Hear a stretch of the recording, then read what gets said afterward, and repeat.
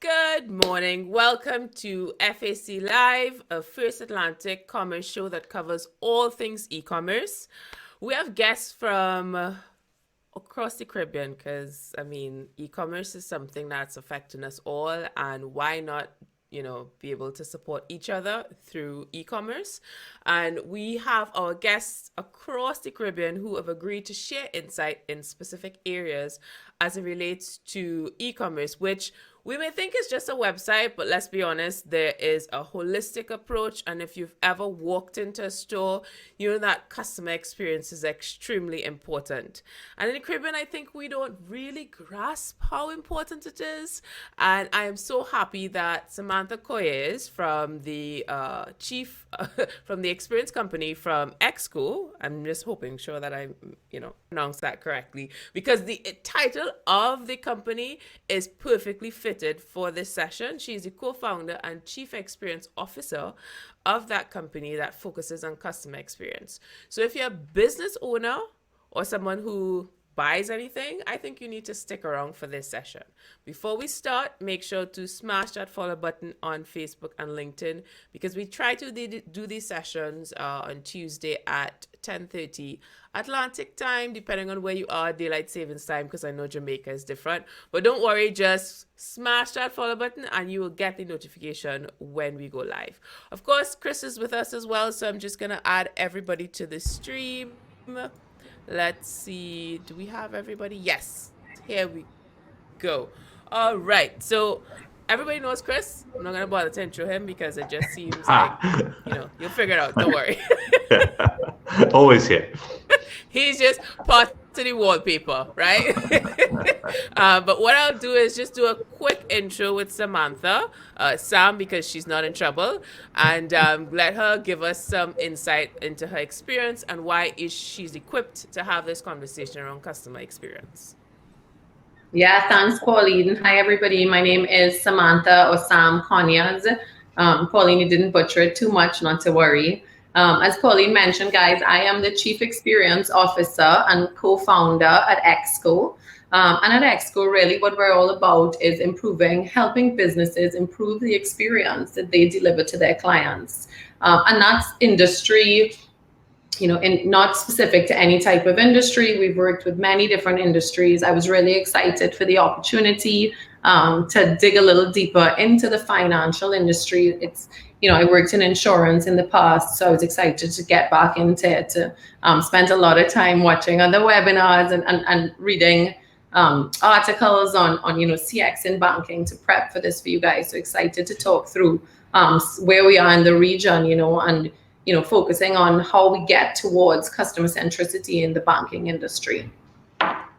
Great. And I know you have a presentation that is built around data that's specific to the Caribbean, which is such a unique approach because we get some really great information, but it's never necessarily about us, because we are a unique group of islands that some people think we all speak and look alike, but this conversation alone will tell you otherwise. Exactly. So, yeah.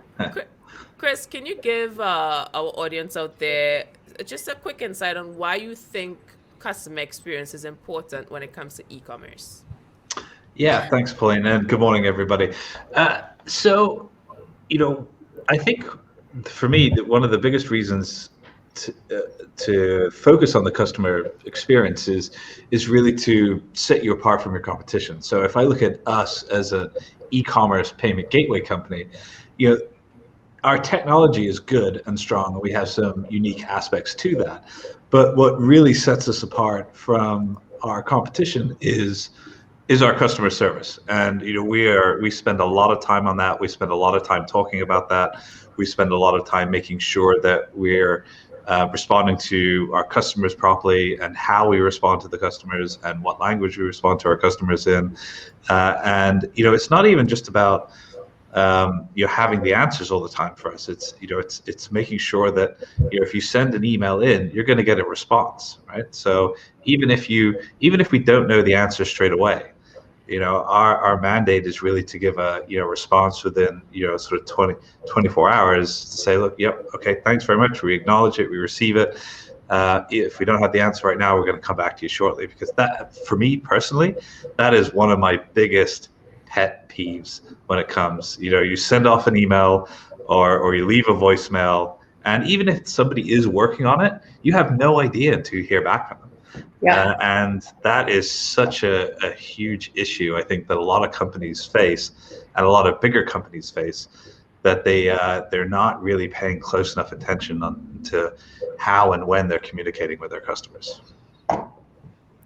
Yeah, I think that's also a discussion to be had with chatbots. If you don't have a general idea of what your customer is going to ask, the questions they're going to ask, then you're going to create a piece of technology that everybody's going to be frustrated by.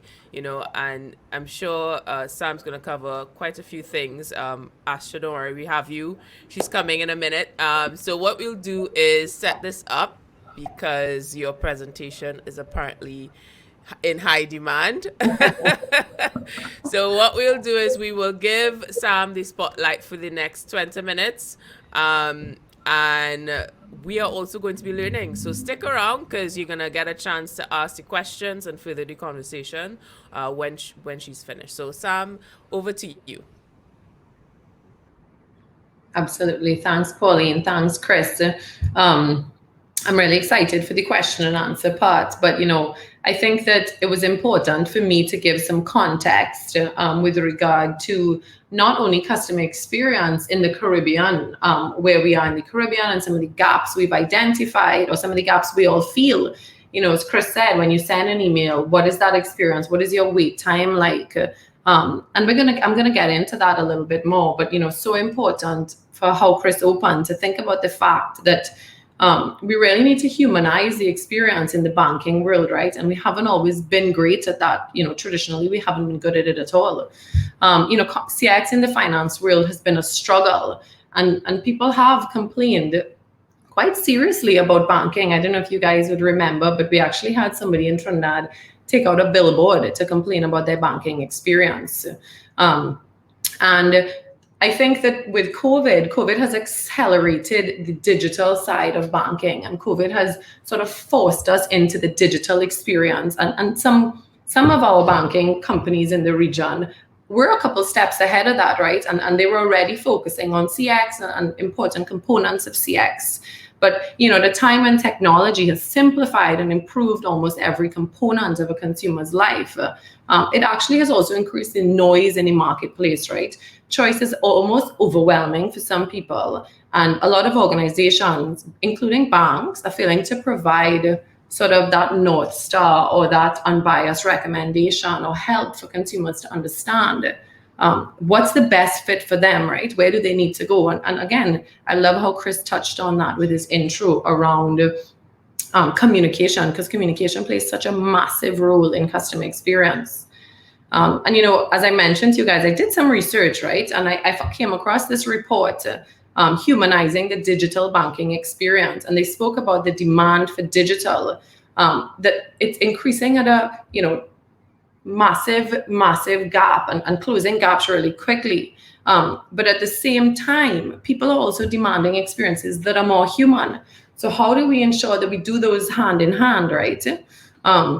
And then I read another report by McKinsey, and this one really I thought was so spot on, right? And they spoke about the importance that banks play in the pandemic and the crisis, post-crisis, the role when we look back at the role the banks played, and they said by addressing new customer needs and concerns while improving their own efficiency and effectiveness, banks are going to be a stabilizing force in a very uncertain environment. So critical for us to think about as we go forward. Again, when we think about our current state, Chris mentioned to you guys earlier that we had some localized stats, and the team at EXco, all of us, it's really part of our vision moving forward to continue to bring local stats for not only banking, but across industries and across regions, to understand how people in different markets are reacting to different things, sharing some best practices in the region. I see in some very friendly, familiar names there. And it's really nice to see people in the CX field coming on to these things, because critical for us to learn from one another, right? And the reality is that when we think about where we are in the Caribbean, as Chris said, it's hard for us to get data. So what we did at EXco is we surveyed over the past year. Crazy to think, guys, that it's 1 year now that we have been, in these lockdowns, and we've actually been surveying people at EXco, and I know I see some names, and you guys have actually responded to thanks. So thanks so much to everybody that has. But we try to understand the impact of COVID-19 on consumers in Trinidad and Tobago specifically, not just financial, but their behavioral and emotional, how COVID has impacted them. And Chris and the team at FAC shared a stat that over 60% of people were financially impacted. We actually redid this survey just last week. And it was interesting to see that this number has actually increased, right? We now have 70% of people across Trinidad and Tobago confirming that they've been financially impacted by COVID-19. And of course, that plays a direct impact on their purchasing power and their buying behavior. And what we thought was really interesting when we were looking at the data was 30% of people are focusing on their savings and focusing on saving more. And I think, the impact of COVID on people has been, it has created this fear, right? And this concern about their finances, their behavior, their emotions, and how they go forward. And I thought this was really interesting for the banking industry, for us to all understand how our customers have reacted and their behavior has changed. Important in customer experience for us to remember, it's all about understanding consumer behavior. And one of the great ways that we do that, and we encourage our businesses, our clients, our partners, whoever, is to start getting data from their customers, right? The same way that we've gone out and gotten this data via survey tools, very important. That businesses go out and get feedback to understand the needs of their customers, how that has or even has not changed, right?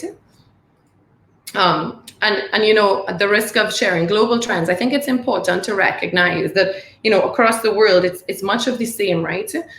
What I found really interesting, and I'm looking forward to being able to finding this out regionally, and something again that the team at EXco is working on. But we found some stats online that spoke about, again, the impact of COVID and how that's impacted banking trends. And you'd see some of these stats here, right? Some of them more interesting to us than others. But, think about 30% of people switching providers during the pandemic, with customer service being cited as one of the key reasons. And, Chris opened speaking about it, the importance of feeling like you're being heard and communicated with and understanding, or feeling like your bank or your financial service provider understands your wants and needs, right? And then what's great about the global research, and this done by JD Power and Associates, is they're already asking the banks, so what are you guys doing about this? What are you doing about the changes that customers are telling you that they're feeling? What are you doing about this data where you're seeing 30% of your customers moving because of a poor experience? And you'll see it right up there, right? Top priorities for 2021, customer experience and digital hand in hand. And that really excited me, because the reality is these two, you can't have one without the other. As Chris said, it's really not just a pretty website. Customer experience is at the heart of your digital transformation. And I think what's really interesting in the banking industry is digital transformation is something that we've been talking about for many years.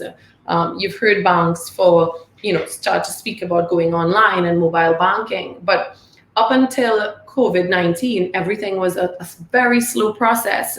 I think the positive, and if we look at the legacy or the impact that COVID would have on the financial institutions, I think it's really exciting to see that they can really be agile, right? And things moved at a pace that was exciting and refreshing for consumers. Well, some things, I'll get into some of the challenges, but some things did move at a pace that I thought was really exciting. And, it did prove that there is the ability for agile, real agile in this space. Of course, agile with, agile with a lot of concern for risk, right? Because I know this is a very heavily regulated industry. To be quite honest with you guys, way out of my scope of understanding, but I do understand that the impact of making quick changes and working in a traditional agile framework can have on the IT stacks and the some of the unfortunate bureaucratic needs that banks still operate out of, right? Another stat that I thought very interesting, and we're seeing it happen here, is the impact of fintechs on the banking and financial industry. When I was asking around in preparation for this, I was told some information that I thought so interesting. In the fintech space, we had people rush to sign up for fintechs with lockdowns because, of course, all the small businesses struggled with providing their services to their clients. People were not accepting cash, and people's doors were closed. So they had a big rush in people signing up for fintechs, which I think is very exciting. And I found this quote by Brett King, who is allegedly a sort of guru in the financial space, right? He's an Australian financial advisor, and he's perceived as a guru in the financial space. And I thought that was really interesting. And across the world, again, you see that customers talking about, only 37% of customers believing that their banks really understand their needs. In Trinidad, we actually did a survey. Now, I don't have a slide on this, but we did a survey in 2019 to get some benchmarking data on banks. And we were really impressed because the banks had a positive net promoter score. Overall net promoter score for the banking industry was about 20, which actually lines up really closely with the African region when you look at benchmarks in Africa. To be honest with you guys, I was quite pleasantly surprised at the scores. And for those of you that know CX metrics and net promoter scores, net promoter is a hard metric to score highly on. So we were excited when we saw such a great score in the banking industry, particularly when we correlated it with the customer effort score. And people said banks are notoriously hard to do business with. I wish my bank was easier to do business with. I would wish it was easier to sign up, change an account, get information from my bank. So it would appear that customers in the region, because this was actually a regional survey, have a lot more patience for the banking industry. And I can tell you guys, we survey other industries and they're not as patient. They have very difficult, some of the other industries like the telcos, for example, have a hard time meeting those positive net promoter scores. So we were very excited when we saw the positivity and the patience coming out of people in the region for the banking industry. And, again, when you think about the changes and the impact of not only COVID-19, but the impact of fintechs and more than fintechs, even things like Apple Pay and Google Pay, they're sort of, in a way, dragging banks to be customer focused, right, and customer centric. Because the best part about, the fintechs and the Google Pays and the Apple Pays is they're inherently customer centric at heart, right? And they are built from an outside-in perspective, which is very exciting. And banks know that that's their competition, right? So they're, in a way, being dragged into this customer-centric mindset. So this sort of brings us to the gap, right? The experience gap that we like to call it. And, when Pauline had asked me what I wanted to talk about, I told her three things, that I think have a big gap in awareness of what customer experience actually is. We have a massive gap in investment, in people investing into customer experience and understanding the return on investment. When you focus on, delivering the best experience to your customer, there's actually real tangible bottom line impacts to your business, right? We don't, the team at EXco, we're not in this business for fun. This has proven results on your bottom line, which for us is very exciting. And then the last thing I thought about was around consistency, because a lot of times we start and stop, right? So again, if you think of COVID, and not to sort of beat the proverbial dead horse, because I know we've spoken a lot about COVID, but if you think about the impact COVID has had, there are, again, a lot of positive impacts on the CX because of things like digitization. But we have to ensure that there's consistency around that, right? And it's not just, again, it's really not just a pretty mobile app or website. But what you're seeing in the banking industry is people talking about they want consistency with regards to personalization. So get to really know me as a customer. And not the traditional, the way that banks do it, know your customer, because the reality, as we all know, is you spend quite a significant amount of time sharing documents with banks. And we make a joke here in EXco that, you have to give a blood sample, and I'm sure we're not the only people that feel that way. But, we've all come to know and dread the term know your customer. But the reality is, well, I guess in my opinion, is that it's sort of missed in the banking industry, right? And, my business partner, Chelsea, explains this really well when we're doing customer journey mapping. We've done a lot of journey mapping for different industries. And, when you think about finance and banks, nobody in the history of their life has ever said, I want a loan. There's always a second part of that sentence. I want a loan for. And this actually applies to both your B2B, so your business to business, as well as your B2C, right? You have to understand your customer and realize, for me, the biggest gap is the financial industry's lack of realization that there's a second part to that sentence. So we need to understand the role that we play in our customers' journey and how we help them meet their needs, or the second part of that sentence, right? Because the reality is no matter who you are, you sort of need help, or somebody, you should have the help to manage your money, right? And I think in the Caribbean, it's interesting because, of course, we do have a lot of unbanked and underbanked people in the Caribbean. And I think, when you look at the trends globally, and you look at all the people getting into the fintech space, for me, it's very exciting because it's giving the and underbanked an opportunity to sort of find a safe and stable way to manage their money, and not only manage, but move their money, right? It's making it easier for people to move their money.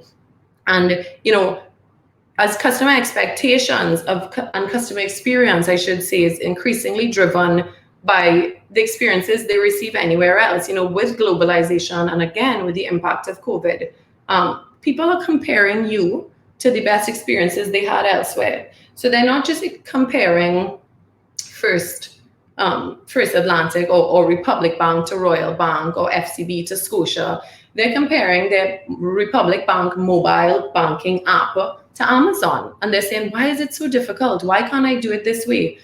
So we have to remember that CX, to do good CX, we have to really meet the customer where they are and understand the impact we play on their journey, right? Again, think about it, that the second half of their sentence. What do they want a loan for? What is the objective? Why are they here? Why are they doing business with you? Again, the reality is nobody wakes up and says, I want to go to the bank. You're doing it to solve a need or to meet a need that you have. And again, this is on local data, but, I promise you guys it is something that we're working on. But if you look from a journey perspective, this is from McKinsey in 2020. Shopping for new products and opening their accounts are the least satisfying of all customer journeys. If you flip that to other industries, this is where what we call in customer experience wow moments, right? The onboarding experience should be a wow moment. The welcome experience should be a potential wow moment where you leave your customers on a high, whereas statistics are showing and research by global leaders like McKinsey are showing that opening new accounts are the least satisfying of all the journeys. And in my opinion, this comes right back to the know your customer. And while we don't have localized data from a journey perspective, we do have that data that we did last year, late 2019, where customers said, yeah, they like their bank, but my God, they're really difficult and they make it really hard for me to do anything. So if you think about the opportunity, and again, the experience gap, how can we start closing those gaps, right? And how can we start meeting customers where they are, understanding their needs, and thinking along the customer journey perspective, and where our customers are, and closing those gaps along the journey. I think we'd be in a much better shape than we are now. And again, we're going to talk in some of the questions, but a lot of this ties back to those three areas that I mentioned, in my perspective: awareness, investment, and consistency. And the top of all of it from an awareness perspective is leadership, right? You need to have leadership across the organizations or in the banking industry that are prepared for change and prepared for customer-centric change. The journey towards being customer-centric or a customer experience-oriented organization, it is a very challenging and long-term strategy. So when you're thinking about awareness, you have to really think about who's leading the charge and who's guiding, sort of that guiding light, right? And North Star in the organization. Because in a post-COVID world, we can't go back to people with the same type of thinking. It's fine if it's the same people, but we need a fresh perspective.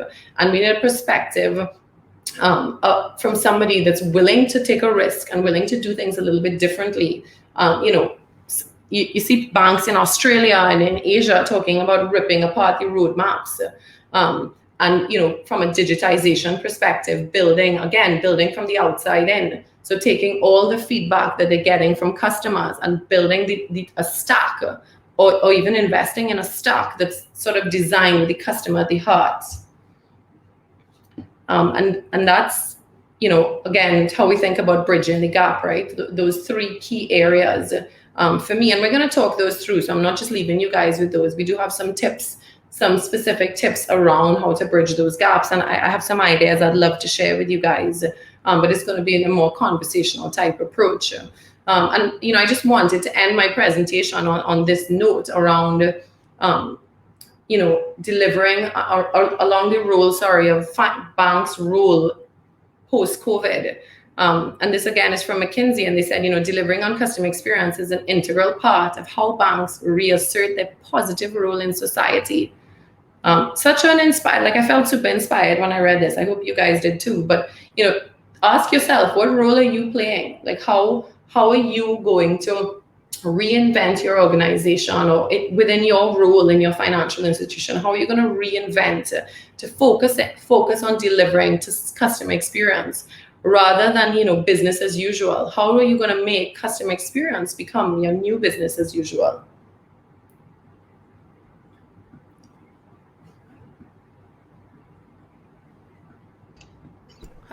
Once again, I was on mute. Thank you. That's a $20 fine, Pauline.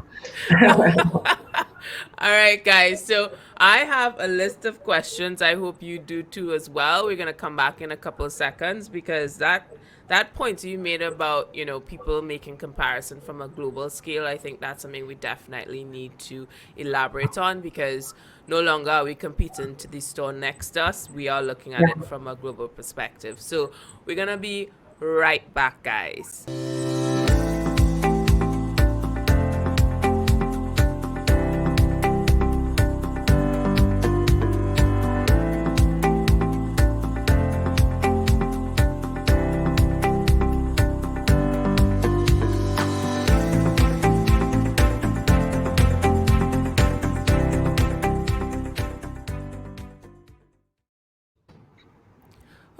Sorry about that. Alrighty. If you are just joining us here, we are discussing customer experience.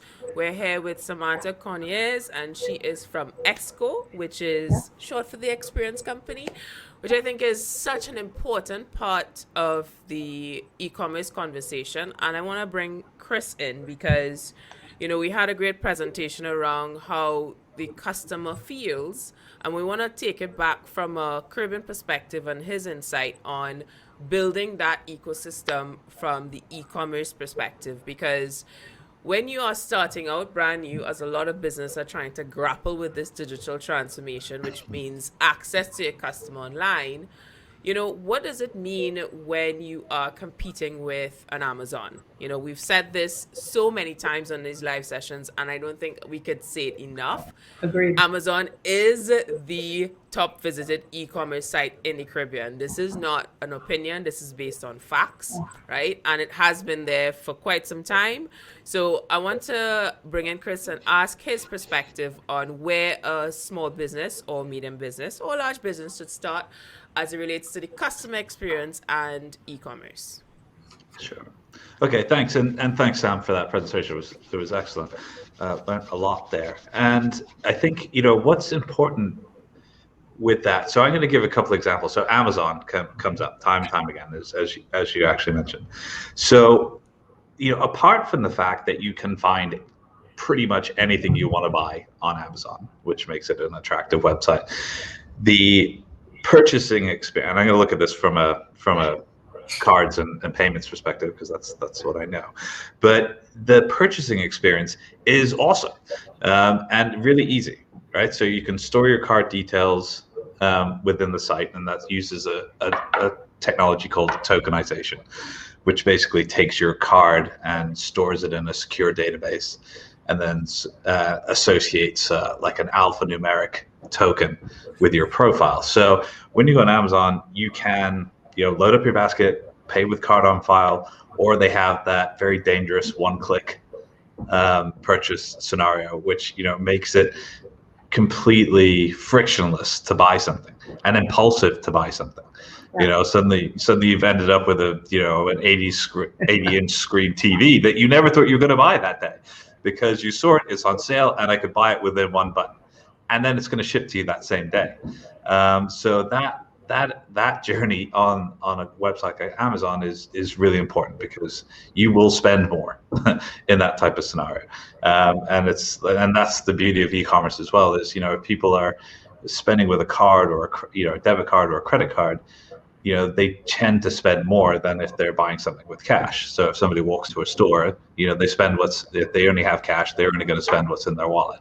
But if they have a debit card or a credit card, they tend to spend more in that scenario. And taking that Amazon example a little bit further, so there's a parking application here in Bermuda, and it's great on the most part. You can go, you can scan your ticket, it will open the barriers, let you out. But what's quite irritating about it is you can't store your card details in it. So when you run out of money on the app, you have to get your card out again, type in all the details, log into your account, and when it's a million degrees in your car, when it's been sat outside in the sun all day, and you're trying to get going, and you've got kids, fighting with each other in the back of the car or whatever it is, just that little tweak makes a huge difference to your experience of using that technology. And I think payments plays a really important role within all of your customers' journey through your e-commerce sites, because if you make it easy for people to purchase, they will tend to buy more from you and come back again. Yeah, I feel like you are calling me out on my credit card statement. I feel like you know way too much about me, because I not so long purchased the Apple. It's just like, why do I even need it? No, I want it. and it's such it's a good point for businesses out there, for you to learn about the customer. And I want to bring Sam into the mix, because I felt as though she was talking to me about consistency, because I feel the same way about marketing. People think that because it's something that you just get a notification ever so often, they think social media is just supposed to be a one and done. Yeah. But when it comes to investing in your customer, I want you to share with the audience out here what they should be aware of when mapping it out. Because some people just think, and I don't know, maybe I'm wrong, I have this feeling that we just think that we're just going to sit down and put our stuff in front for everybody to see, and they're just going to come in and sell, right? And everything's going to work out, which is similar to how people build their website. So give us some notes on what we should be aware of and mindful of when the little, thing on our shoulder saying, oh gosh, I don't need to spend that money on my customer. Yeah, I think great point, right, Pauline? And the first thing that shocked me many years ago was, not that old, but there's a statistic that says it takes about 50 milliseconds for your customers to form an opinion on your website. And it's about half of that for a mobile app. So when you and Chris are talking about the impact of the digital experience, think about that, right? First impressions really do matter.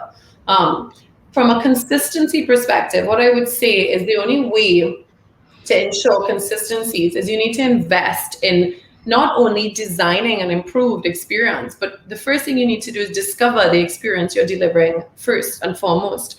What we found with a lot of businesses here is there's a big gap in alignment. So people think that this is the way things are working. So employees, team members, managers, leaders think that this is the way things are working.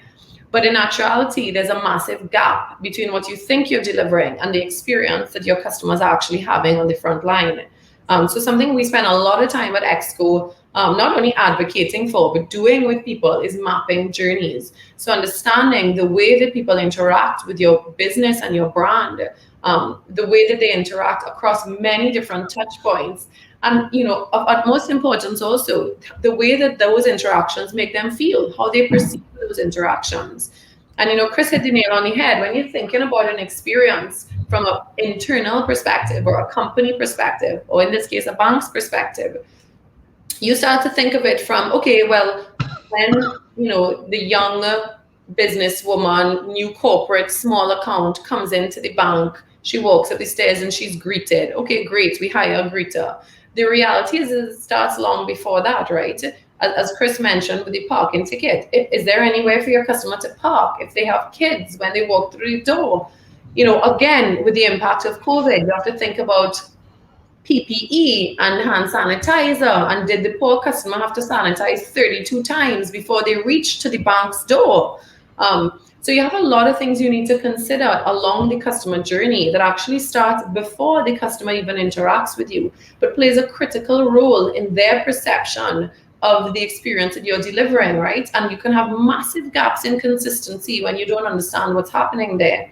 Another big spot for consistency that we've found is communications. So, and I think banks are very guilty of this. In my own experience in the banking world, right? One day it's a different requirement. The next day I can send it digitally. I've been a customer of yours for 30 years, but I have to send a new proof of address. There's so much inconsistency with the way that banking institutions treat their customers. And a lot of it comes out in the communications, right? How we communicate to customers, even critical things like requirements. It's not clear to people from a layman's term, right? Maybe from a banker's term, it's easily understood, but from a layman's term, there's massive gaps. Yeah, I would agree with that. And, I have a lot of insight into why. But it's difficult for the banks to communicate that, I think. There's some things that they can share, there's some things that they can't share. This sort of KYC, know your customer from a bank perspective is very different from a know your customer if you're, a retailer online. What it means from a bank perspective is, we need to know you, so we feel that we're okay taking your money or transferring money for you, and the anti-money laundering regulations that are set up by the monetary authorities or the central bank, or even say in Bermuda, we're worried about the EU and whether we're on the EU whitelist or not, and then what impact that has on businesses coming here or corresponding bank relationships. You're right, it's a minefield. But I think you also are right in saying let's have consistency on it, and if it does change, how do we communicate that properly to the right people? And I think, Chris, what one area that I think is easy to close that gap, right, is data. And banks have a lot of great data on customers, as you just said, right? And I understand also, I 100% agree and understand with the know your customer process. But sometimes from a customer experience perspective, it feels like ticking the box, right? It doesn't feel like anybody's doing anything with that data, because I'm submitting it and then I have to resubmit it and resubmit it and resubmit it. I think there needs to be, there's a big, massive importance on context, right? And understanding where our customers currently are in their journey. So to bring it back to journey mapping. And then you need to use data to align that. So I think it's important that we start considering not just gathering data to KYC, but data to really know and understand our customers. So what are some of the challenges that they're having along the journey? What are some of the things they want from us? Pauline mentioned, consistency and personalization is important, and I think we're going to see that coming up more and more and more, in this post-COVID world, as people, as we saw from the local statistics, people start to think about saving their money, and people are a lot more cautious on their spending and their purchasing power. People, across the world, 30% of people are saying they actually want personalized recommendations from their banks. Again, think Amazon, right? If Amazon knows that I've been buying these books, they start popping me over recommendations. So try this or try that. We've seen this work really well in other industries, including insurance and telcos.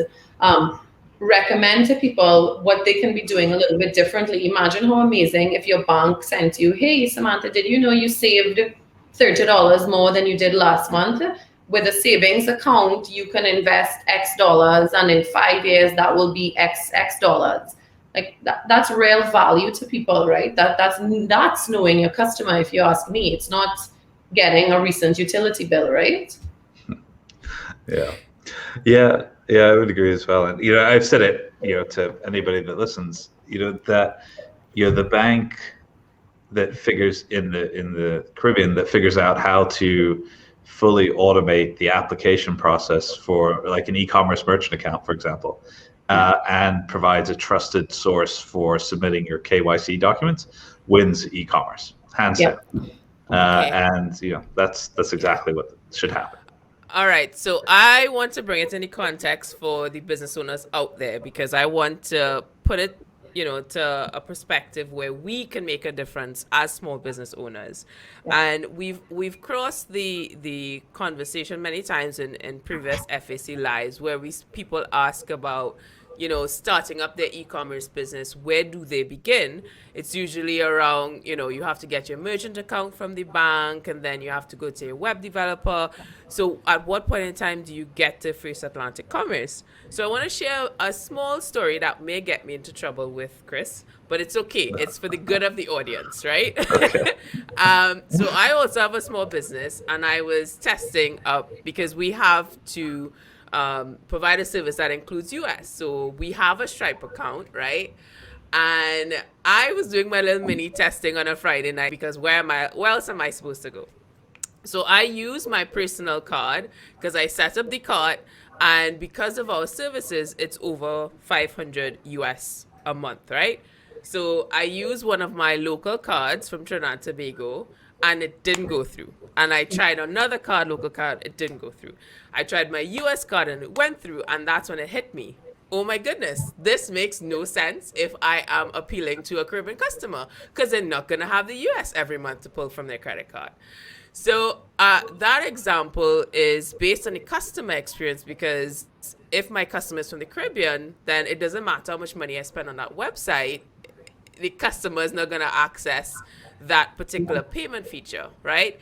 So I give you all that long story to come back to Chris to have the conversation around being a business owner and mapping out what your journey looks like to e-commerce. So, you're saying, okay, I can't afford the rent in the mall anymore, but I still have a space to keep the stock and I want to get into e-commerce.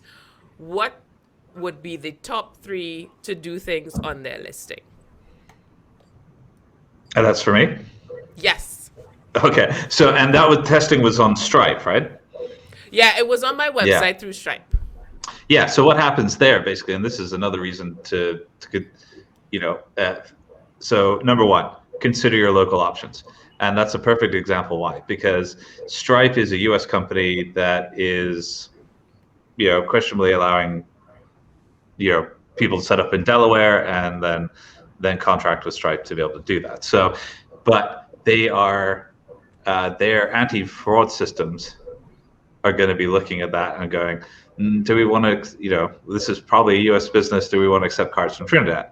And so if you don't consider your local options, you can have exactly that experience. So I'm just selling to people in Trinidad, but I'm using a US-based system that is geared up to US-based customers. So you could have, no way to process TT cards. And then the other issue with Stripe is that you can only settle US dollars. So if you're just selling locally and you need to pay local vendors and you need to pay local currency, again, you need to set up locally. So,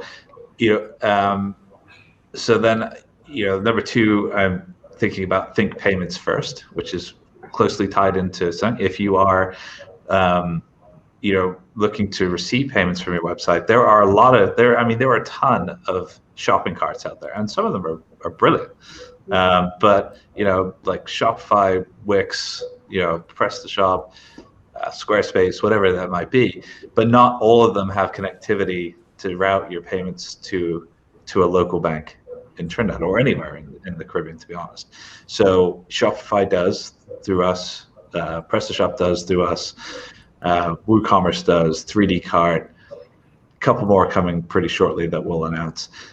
So we spent a lot of time, because the Caribbean and Central America is our primary market, making sure that we're adding these.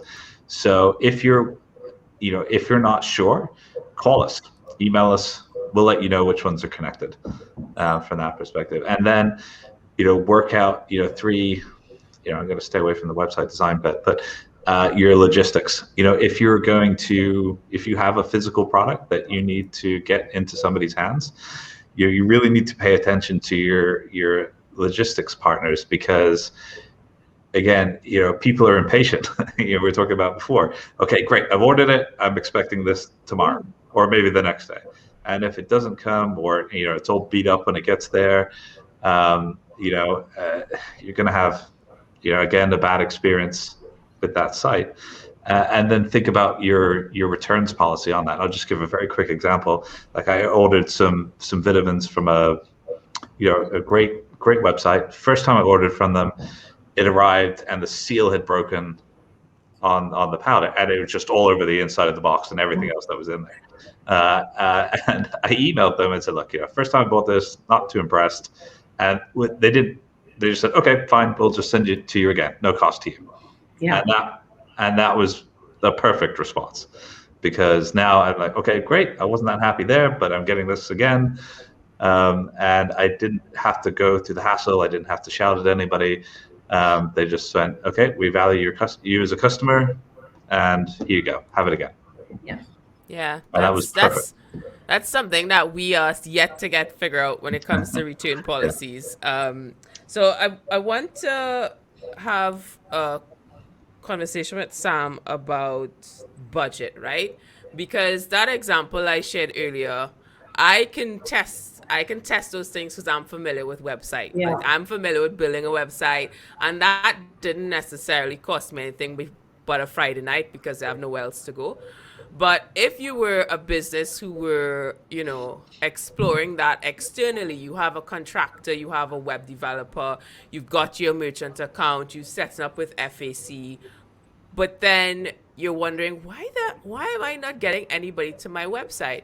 So I want you to share with our audience the importance of having your customer mapping and putting a budget to that, because I almost feel as though it is a new conversation that people are just so far removed from, because like, why do I need to spend money on a customer? I just need to pay somebody for sales and they will come, or I will pay for an ad and they will come, versus actually understanding what your customer looks like and spending money to know what that means. And then also, can you give us just one or two sort of exercises they can do, maybe a survey, something that can give them insight to their customer?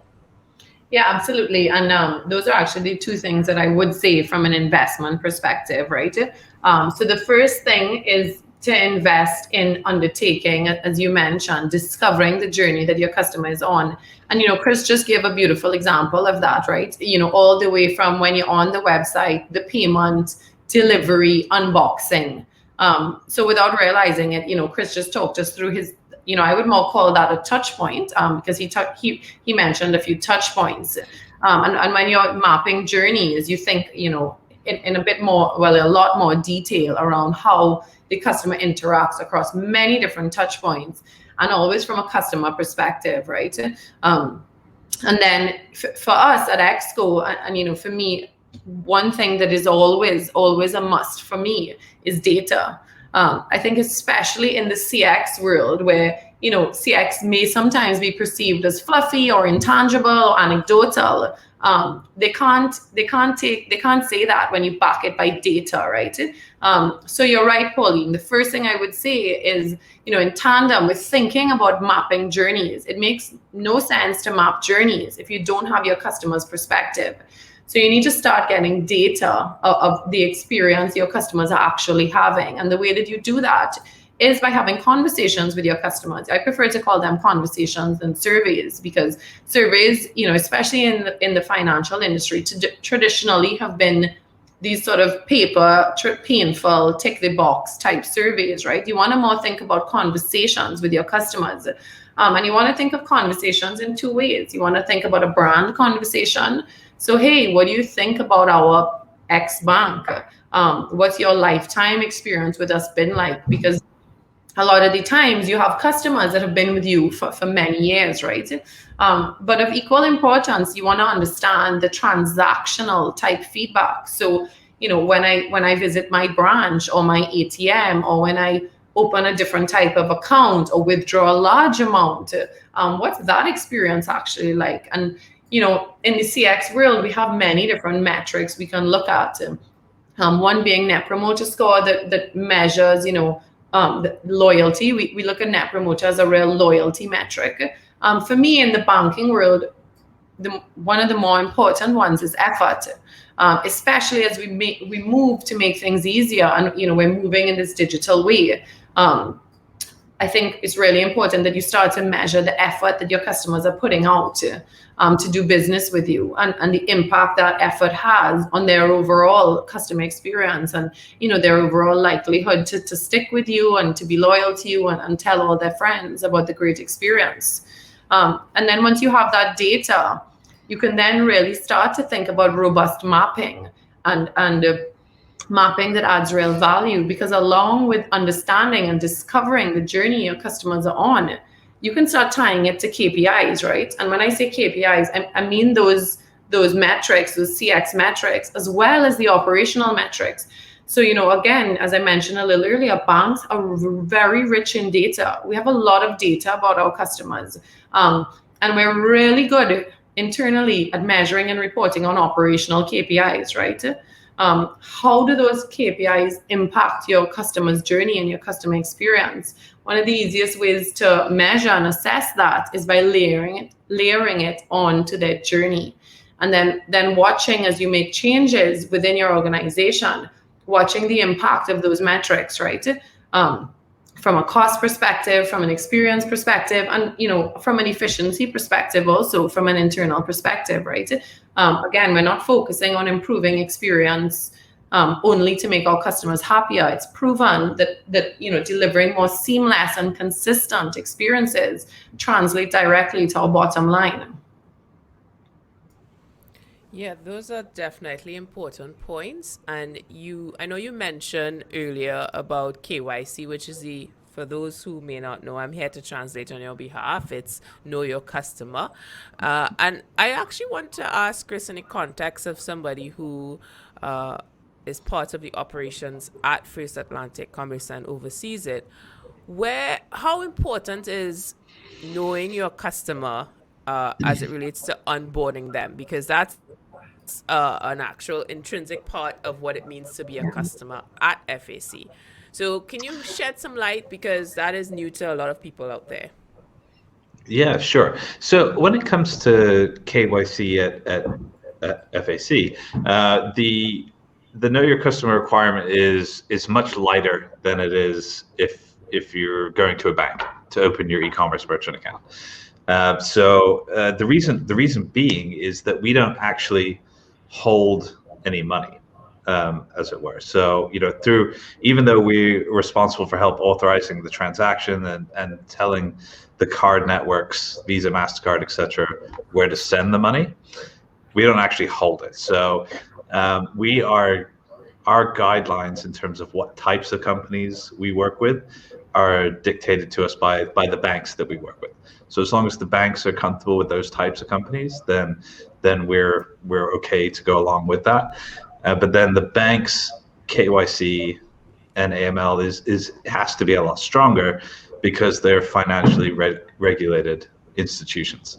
So whatever the requirements from the local monetary authority are, they have to adhere to that. But also, the banks, when they're doing e-commerce programs, they also have to follow the rules set by Visa and MasterCard.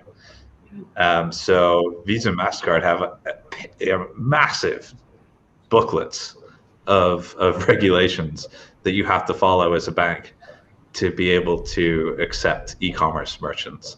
So they get it from all sides, really, I guess, from the banks. And it's not that, I'm not here just to stick up for the banks, but I do understand why they have that. And, things like the utility bills, yeah, it's frustrating because, I have been here for this long and I've lived with you forever, within this house for the last 30 years. But, their teams change. And their policies are that they have to be able to demonstrate that if something went wrong, that they have regularly checked in to make sure that person's information is still valid. But again, the entity that comes up with a fantastic, easy way to submit all that documentation in a trusted format to the bank, that is where the opportunity is right now within the Caribbean. To work with the financial institutions to do that, because that will just improve everybody's experience and to your point, Sam, their opinion on the institutions themselves. Yeah, absolutely. The perception, right?